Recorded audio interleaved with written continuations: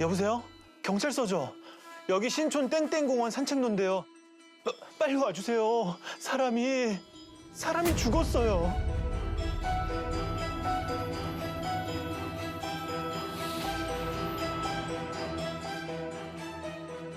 현장에 도착한 경찰들이 가장 먼저 발견한 것은 뚝뚝뚝 떨어진 핏자국이었습니다.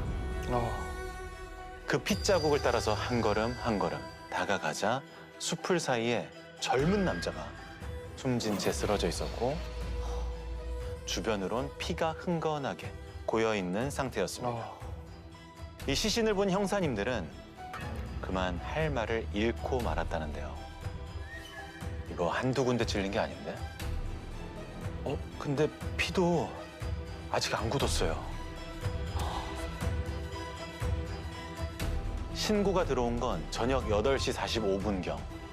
초저녁 시간에 서울 번화가 공원에서 살인 사건이 벌어진 겁니다. 꽃놀이가 한창인 4월이라 공원에 산책하는 사람도 많고 데이트하는 남녀도 많았어요. 자, 대체 누가 왜 이런 짓을 저질렀을까요?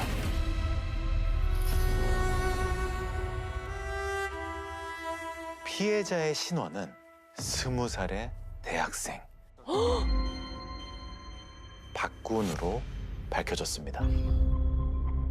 경찰은 주변을 샅샅이 확인한 끝에 공원 입구를 비추던 한 CCTV에서 사망하기 전 박군의 모습을 찾아내는데요.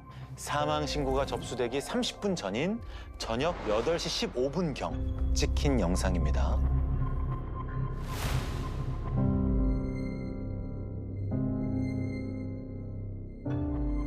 이 사람이 피해자 박군입니다.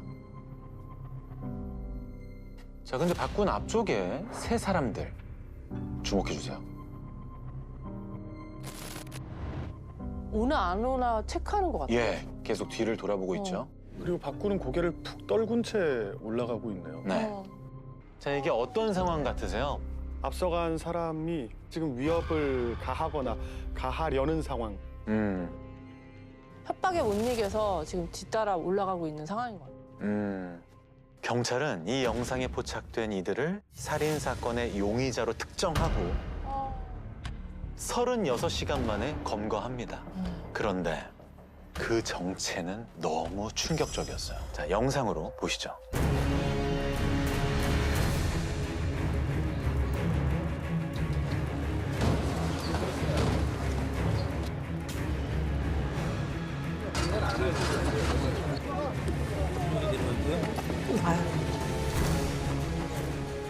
어머, 18세 학생? 생각보다 더 어리죠? 40여 차례? 못 살아. 왜 그러니.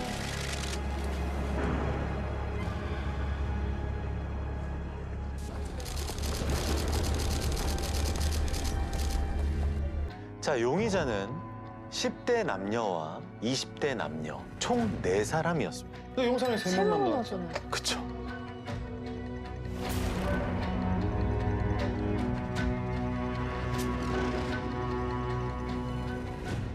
화면에 없는 20대 여성 얘긴 뒤에 나옵니다.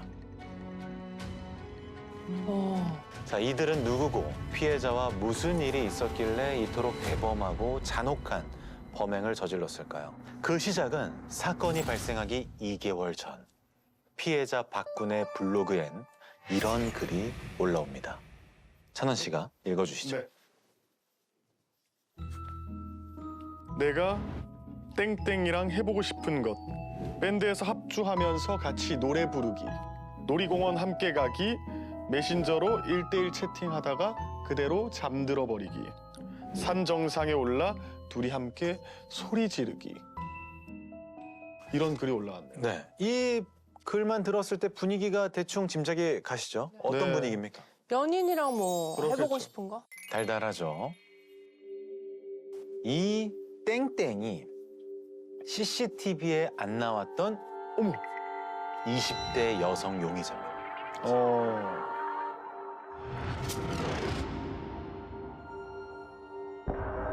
아무래도 달달한 분위기가 오래 가지 못했던 것 같아요. 자, 얼마 뒤 박군은 친구에게 이런 고민을 털어놓습니다. 내 여친이 컴퓨에 빠져도 너무 빠졌어. 내가 볼 땐 중독인 것 같은데 어쩌지? 이 온라인 모임의 이름은 사령 카페. 사령 카페. 네. 무슨 모임일지 혹시 짐작이 되실까요? 죽은 영혼들의 모임이 건가? 죽을 사자 영혼 영자? 그렇네. 죽을사 영혼 영자? 맞나? 정확합니다. 사령이란 죽을 사자에 영혼할 때 영, 즉 죽은 사람의 영이란 뜻인데 관심사가 주로 주술, 마법, 빙의 이런 거래요. 박군 여친은 사령 카페 안에서도 친한 애들끼리 따로 단톡방을 만들어 매일 연락을 주고받았는데 그 안에서도 박군 여친을 다들 이상하게 부르더래요. 뭐라고? 마녀였습니다. 이 사령 카페에서도 박군의 여친은 리더격이었어요. 이 마녀가 글을 올리면 마치 신도처럼 열광하는 몇몇이 있었거든요. 그런 여친을 따라 같이 모임에 들어온 박군은 무슨 생각을 했을까? 박군은 어느 날 여친에게 이런 메시지를 보냅니다. 불안해 벌써.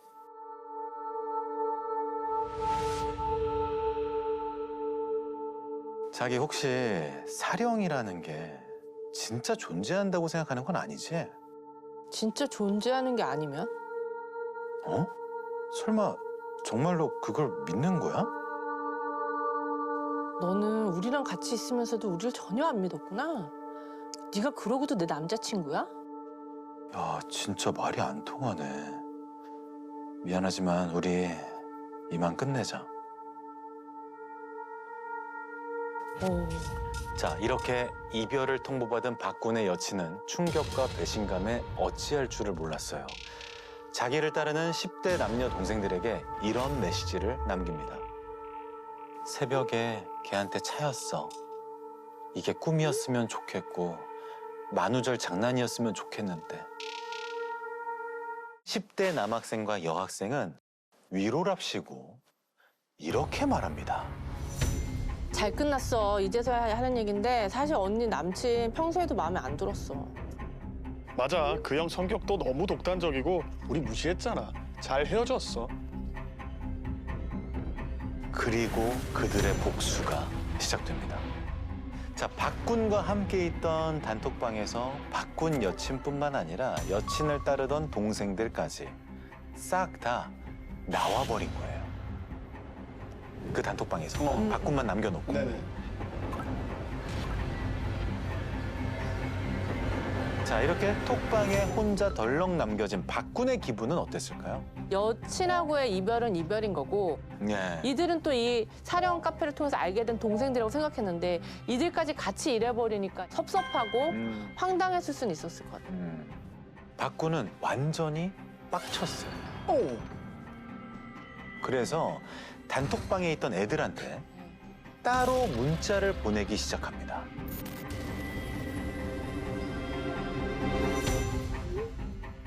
어이없어라. 나도 너희처럼 더럽게 참을성 없는 싫으니까 굉장히 화가 나 있네요.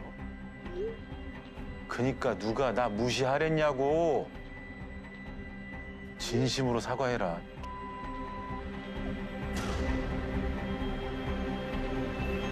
그러니까 저게 굉장히 전형적인 사이버 불링, 그러니까 온라인상의 괴롭힘 형태거든요.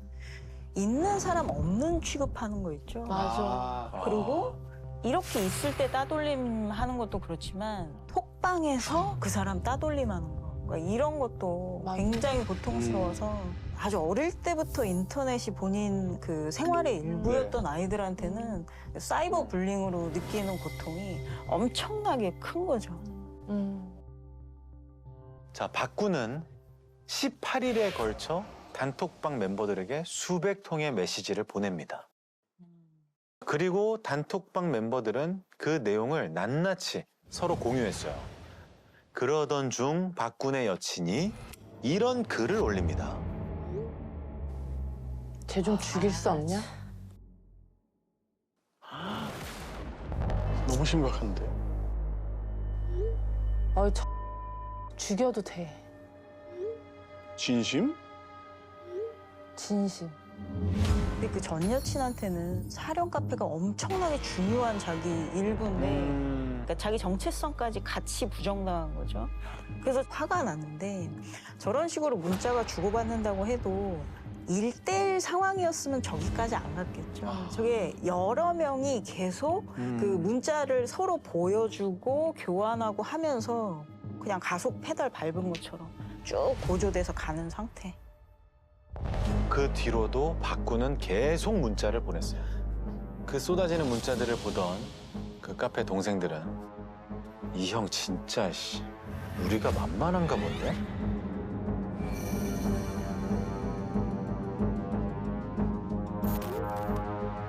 죽여. 그냥 슬퍼할 자 없어. 사람의 명을 바꾸는 게 얼마나 힘든지 알아? 발밑에 엎드려서 발가락 하나하나에 입 맞추고 사과하고 찬양한데도 절대 용서 안 해.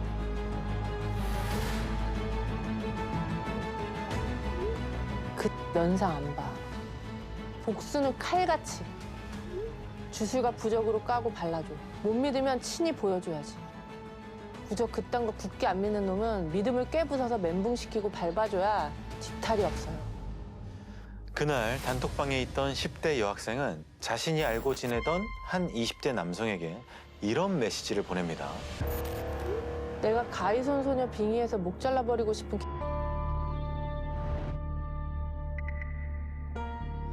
주소하고 번호만 있으면 소멸해줄게. 부탁드립니다, 꾸벅. 볼 때마다 눈물 나고 짜증나고 어이없고 화나고 분하고 입 찢어 말기고 싶다. 힘들어.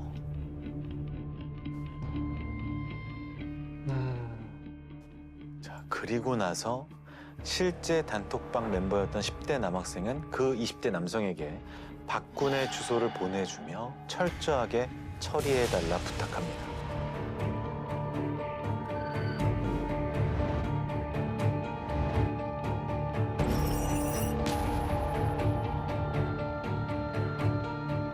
그러면 뭐 그 남자는 살인 청부업자예요? 뭐예요? 그러니까. 온라인상에서 유명한 인물이었던 건 분명해요. 해결사로 악명을 떨치고 다녔던 사람이었거든요. 뭔 해결사?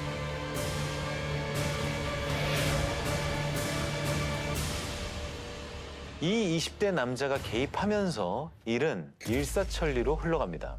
이 남성과 단톡방 멤버인 10대 남학생의 대화 들어보시죠. 편하게 죽일 가치도 없네. 내일 5시 전후로 끝나니까 전철 타면 문자 줄게. 미치겠네. 내 칼 지금 시골에 있는데 나도 패고 싶은데. 어? 칼 종류 뭐냐? 맞는 거 있으면 빌려줄게. 단검만 아니면 됨. 단검은 피 묻는 양이 많아서 싫음. 하필 또 안 맞네. 나는 단검류 위주라 미안. 단검이라도 주삼. 오케이, 확인. 내일 보자고. 그놈이랑. 그러니까 저런 내용을 보면 전형적인 범죄자의 심리라고 얘기하는 게 무가치감이거든요. 그러니까 평소에 내가 아무런 존재감도 없고 아무 가치도 없고 할 줄 아는 것도 없다라고 느끼는 사람들이 오로지 반사회적인 행동으로 나의 존재감을 증명하려고 할 때 그런 때 살인을 저지르는 그런 전형적인 범죄자 심리를 보여주는 것 같아요. 자, 해결사로 불린다던 바로 이 20대 남성이 아까 CCTV에 찍혔던 3명 중 한 사람인데요. 이 남성이 살인 용의자로 잡힌 뒤 그를 만나 직접 면담을 했던 프로파일러의 얘기를 직접 들어봤습니다.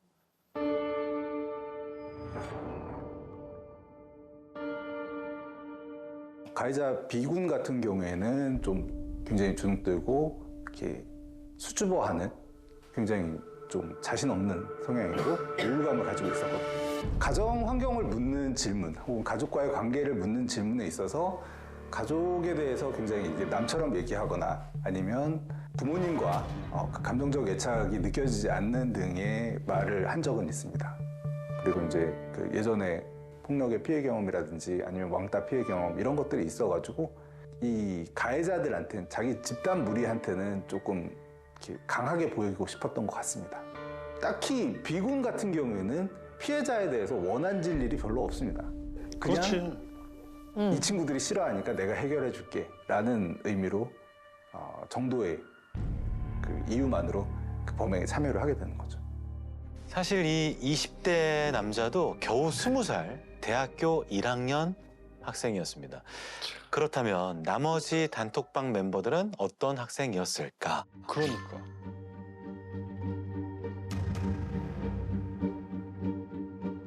세 명 다 공통적으로 어린 시절에 가정이나 뭐 그 학교에서 학대 경험이라든지 아니면 인간관계의 결핍 등으로 현실 세계에 적응하지 못하는 문제를 가지고 있었다라고 할 수 있습니다. 현실에서 채우지 못하는 인간관계라든지 아니면 애착 이런 것들을 사령 카페를 통해서 해소를 하고 있었던 것 같고요. 현실 생활에 적응을 하지 못하고 옮겨간 곳이기 때문에 이곳을 지키기 위해서 이곳의 평화를 위협하는 피해자를 굉장히 나쁜 사람, 어떤 처단해야 될 존재 이렇게 파악을 했던 것 같습니다. 당시 이제 면담에서 나왔던 것 중에 기억나는 게 그 피해자가 빌미나 아니면은 그 이유를 제공했다. 그러니까 우리는 그렇게까지 하고 싶지 않았는데 자꾸 막 문자를 보내가지고 협박을 하고 이런 것들에 대해서 서로 이제 이걸 어떻게 해야 되는지 얘기를 하다가 죽이는 것까지 얘기가 되게 됐다. 이렇게 진술했습니다. 지금 해결사를 자처하는 20대 남성이 개입했잖아요. 예. 근데 저게 사실 군중 심리의 어떤 핵심을 보여주는데 군중 심리에서 가장 문제가 되는 게 책임의 분산이에요.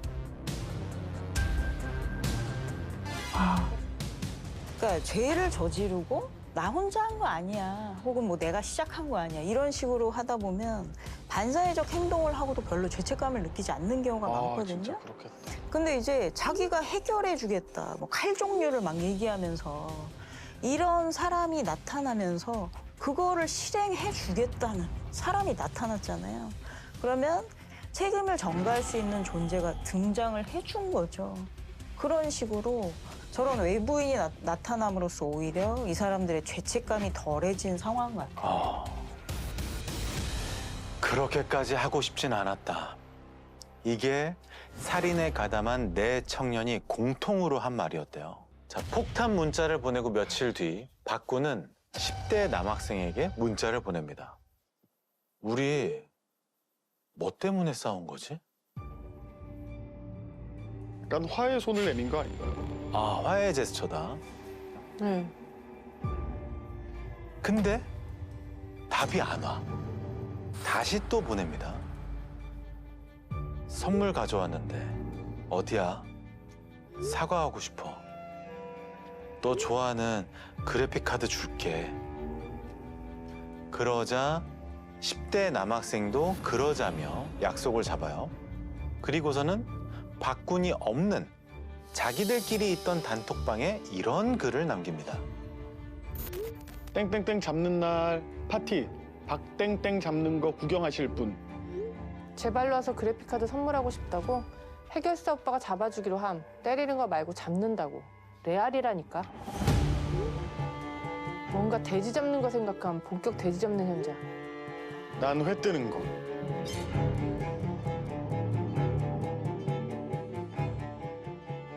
완전 범죄 완료했다고 하면 톡 기록 다 지워주기 요망. 근데 그 와중에도 범죄에 대한 인식은 분명히 있었는데. 어떤 부분에서? 그러니까 기록을 다 지워주길 바란다. 남기면 안 되는 거라는 건 알고 있어요. 근데 서로 뭐 이래도 돼? 야, 이거 아닌 거 아니야? 이런 얘기를 왜 아무도 안 하지? 저런 상황에서는 그러니까 여기서 멈추자 이러면 자기가 약한 사람처럼 보일까 봐. 자, 범행 당일 10대 남학생은 선물을 받겠다며 박군과 만나기로 합니다. 그리고 그곳에 해결사를 자처한 20살 대학생과 같이 나가죠. 10대 여학생이 망을 보는 사이 두 남자는 박군을 공원으로 유인해 박군을 움직이지 못하게 뒤에서 목을 조른 상태로 무려 40군데 이상을 흉기로 찔렀습니다.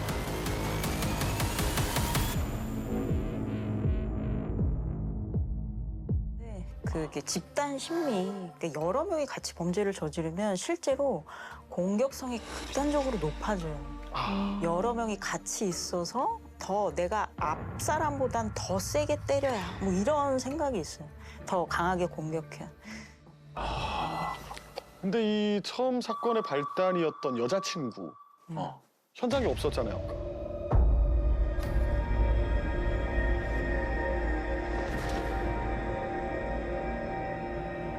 맞습니다. 사실 박군이 자신의 여친에겐 따로 이런 얘기를 했었어요. 너한테 화낼 일이 아니었는데 미안해. 그래서였을까요? 범행 직전 그녀는 많이 망설였던 것 같습니다.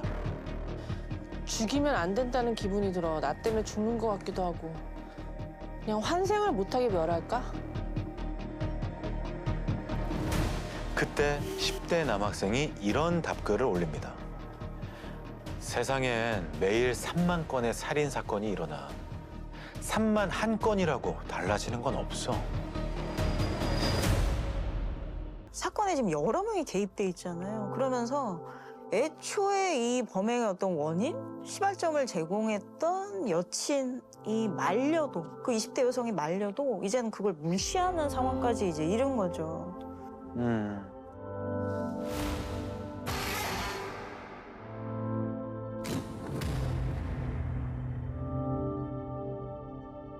근데 이 사건이 처음 있고 나서 사람들이 이 사건의 어떤 원인을 사령 카페라는 것에서 처음 찾으려고 했거든요. 그러니까 뭔가 되게 눈에 띄고 특이하잖아요. 네. 그런 뭐 사령 카페나 이런 눈에 띄는 것보다는 저 여러 명이 어떻게 감정이 고조돼서 저런 살인까지 저질렀는지 그 집단 심리가 심화되는 그 절차를 좀 사람들이 주목했으면 그래야 이제 청소년들도 앞으로 저런 범죄에 휘말리지 않을 거예요. 연이은 10대 폭행 사건에서 가해자들은 폭행 장면을 생중계하거나 SNS에 올리는 등 폭행을 과시하는 모습을 보였습니다.